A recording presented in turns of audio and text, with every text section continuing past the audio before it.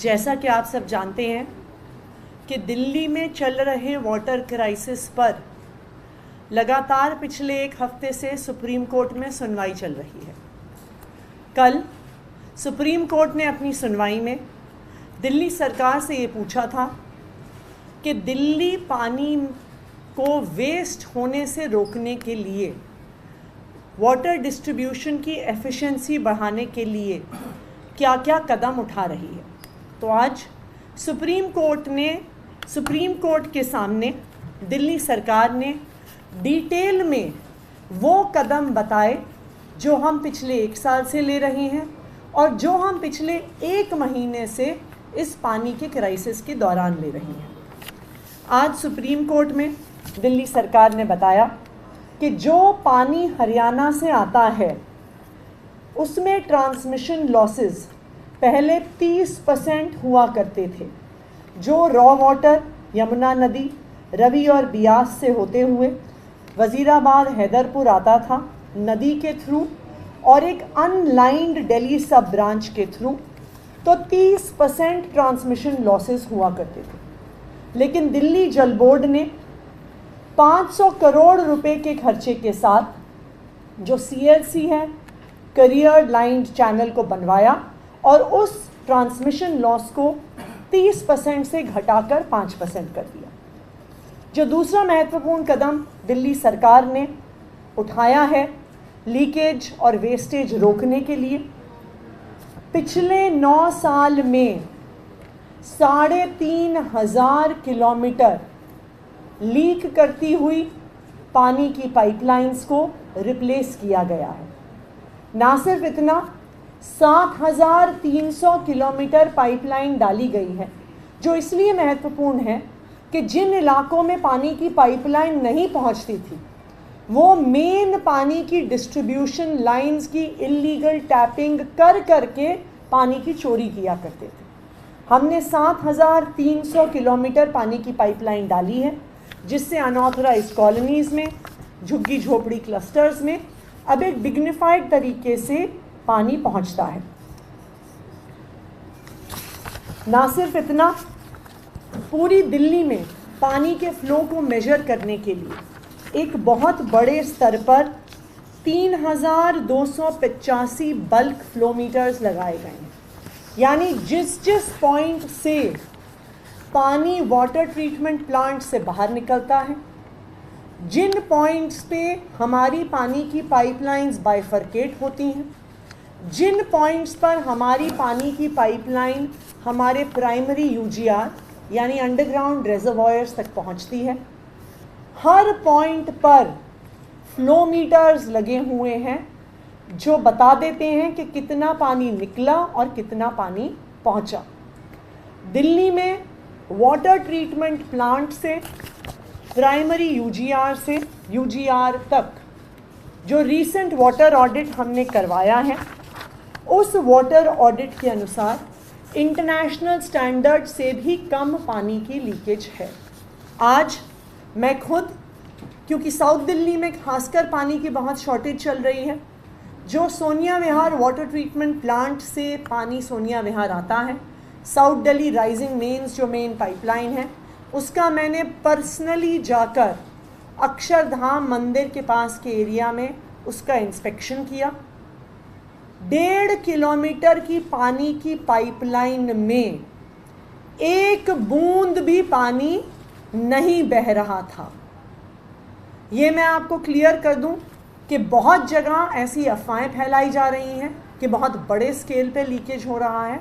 ऐसा बिल्कुल भी नहीं है। जब पानी वाटर ट्रीटमेंट प्लांट से निकलता है और वो जब तक हमारे UGR तक पहुंचता है, ना सिर्फ फ्लो मीटर्स के माध्यम से, दिल्ली जल बोर्ड ने एक प्रॉपर पेट्रोलिंग सर्विस हायर की हुई है जो 3 व्हीलर्स के माध्यम से, 4 व्हीलर्स के माध्यम से एंड ऑन फुट पूरी मेन वाटर डिस्ट्रीब्यूशन पाइपलाइंस की पेट्रोलिंग करती है।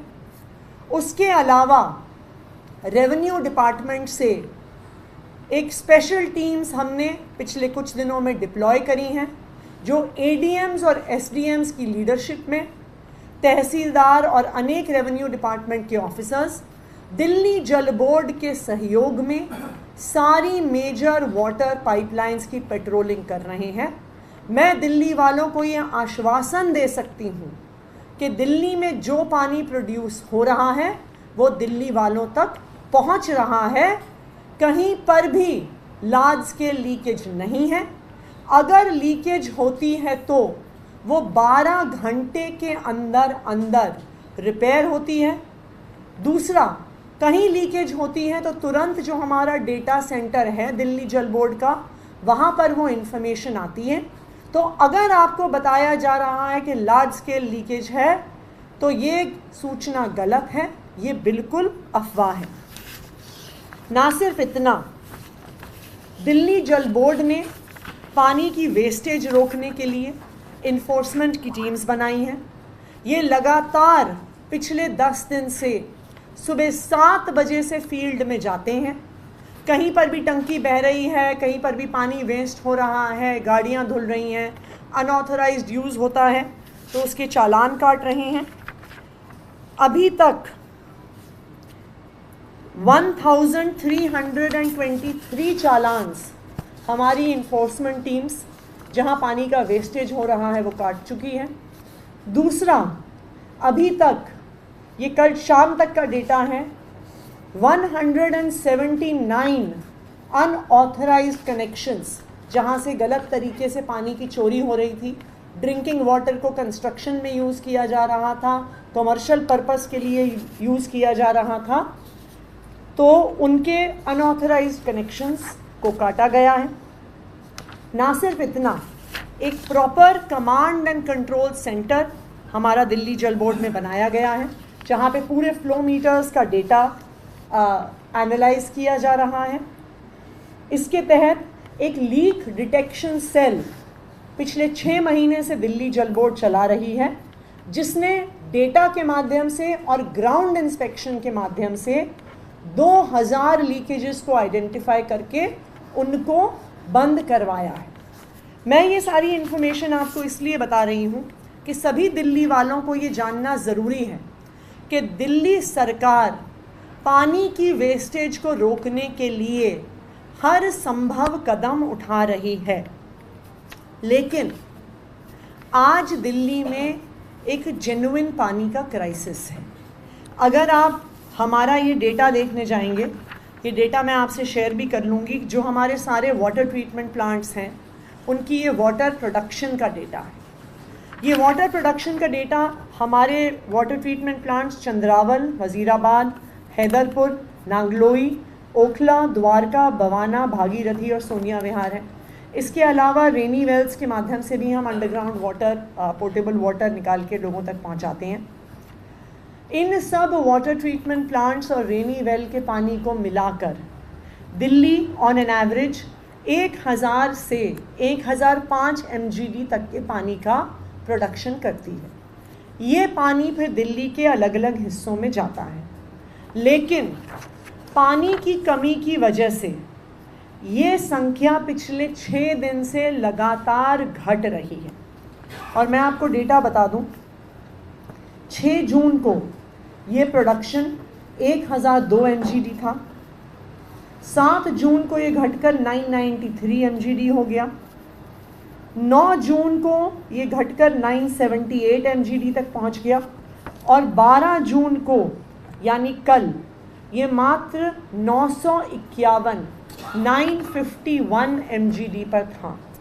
इसका मतलब ये है कि आज दिल्ली में पानी का प्रोडक्शन 50 MGD कम हो रहा है। 50 MGD पानी जो दिल्ली के वाटर ट्रीटमेंट प्लांट से, दिल्ली के रेनी वेल से प्रोड्यूस हो रहा था, पानी की कमी की वजह से प्रोडक्शन पानी का कम हो रहा है। 50 MGD पानी कम होने का मतलब ये है कि दिल्ली के बहुत सारे इलाके ऐसे हैं जो वाटर डिस्ट्रीब्यूशन सिस्टम के टेल एंड पर हैं, उन तक पानी नहीं पहुंच पा रहा है। ये पूरा डेटा हमने सुप्रीम कोर्ट के सामने रखा है। सुप्रीम कोर्ट का ये मानना था कि ये एक टेक्निकल इशू है और इस टेक्निकल इशू पर फैसला अपर यमुना रिवर बोर्ड ही ले सकती है। तो सुप्रीम कोर्ट ने अपर यमुना रिवर बोर्ड को डायरेक्शन दी है कि वो कल मीटिंग करेगी और इस मामले का संज्ञान लेगी। सुप्रीम कोर्ट ने इस बात को भी पहचाना कि पिछली अपर यमुना रिवर बोर्ड की मीटिंग में अपर यमुना रिवर बोर्ड ने संज्ञान लिया इस बात का कि दिल्ली के पानी की कमी है, और जब दिल्ली को डायरेक्शन दी कि आप हरियाणा को लिखकर पानी की डिमांड करिए, तो सुप्रीम कोर्ट का मानना था कि ये इस बात को दिखाता है कि UIRB भी पहचानता है कि दिल्ली में पानी की कमी है, दिल्ली में पानी की समस्या है। तो उन्होंने UIRB को ये डायरेक्शन दी है, अपर यमुना रिवर बोर्ड को डायरेक्शन दी है कि वो जल्द से जल्द फैसला लें, ज़रूरत हो तो डे टू डे मीटिंग करें, कल मिलें और डेटा चाहिए तो परसों मिलें, लेकिन जल्द से जल्द वो दिल्ली की पानी की समस्या पे फैसला लें।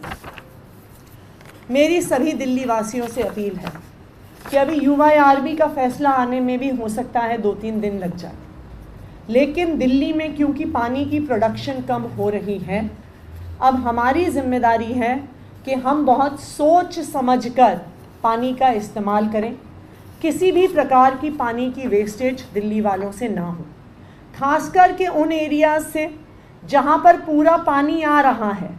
अगर आप पानी की वेस्टेज करेंगे तो जो इलाके आपसे डाउनस्ट्रीम हैं उनमें पानी की समस्या बढ़ेगी। तो मेरी सभी दिल्ली वालों से ये अपील है कि बिल्कुल भी पानी की वेस्टेज ना करें। इसमें 2-4 बहुत महत्वपूर्ण कदम हैं। बहुत बार घरों की टंकियां ओवरफ्लो करती हैं, रेजिडेंशियल टंकियां ओवरफ्लो करती हैं, हम मोटर ऑफ करना भूल जाते हैं, पानी बहता रहता है, नीचे डाउनस्ट्रीम पानी नहीं पहुंच रहा होता। तो मेरी सभी दिल्ली वालों से अपील है कि बिल्कुल भी पानी की टंकियों को ओवरफ्लो ना होने दें। दूसरा, अक्सर गाड़ियों को लोग अपनी पानी की पाइपों से धो रहे होते हैं, उसमें बहुत पानी कंज्यूम होता है।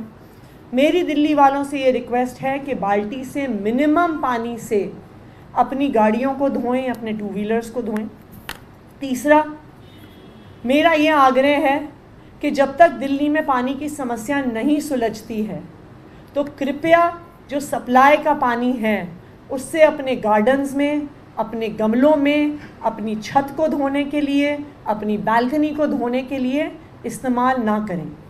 जिनके बड़े गार्डन्स हैं, खास करके जिन एरियाज़ में बड़े बड़े गार्डन्स हैं लोगों के पर्सनल, वो दिल्ली जल बोर्ड से रीयूज्ड वाटर के टैंकर मंगवा सकते हैं, लेकिन सप्लाई के पानी को इस समय गार्डन्स में और गमलों में ना यूज़ किया जाए।